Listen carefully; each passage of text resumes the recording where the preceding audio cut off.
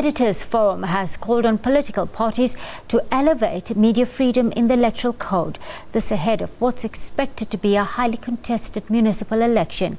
Editors met representatives of various political parties at the IEC Centurion headquarters on Tuesday. They raised concern over equitable access to media platforms. Election House, the Independent Electoral Commission's headquarters in Centurion.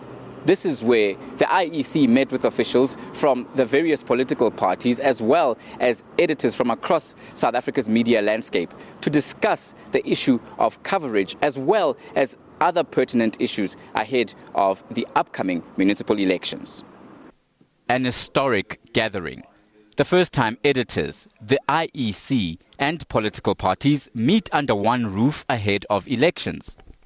And topping the agenda for the media, the right to freedom of movement, access to information, as well as protection against intimidation from political parties in the lead-up and during the polls. We needed to meet the different political parties who will be contesting the forthcoming local government elections to impress on them the importance of respecting the role of the media, because we believe that the media is an inherent part of the electoral process. So it's important that journalists do their work unhindered, without any intimidation.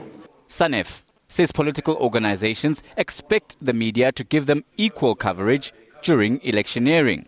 They also asked that the media should be very fair in the coverage of the elections, that all parties should get the necessary coverage for their messages to reach prospective voters. Sanef also warned political organizations against bribing journalists for favorable coverage. The IEC says it has noted both sides' concerns. In the Electoral Code of Conduct, there are quite a number of provisions that relate to ensuring the freeness and fairness of elections. And they submitted that coverage of these elections is fundamental or significant in that process, and they felt that we needed to bring into that code that issue substantively. Even though the election date, campaigning is already underway as parties choose their candidates. Tumalo Mohlaudi, SABC News, Centurion.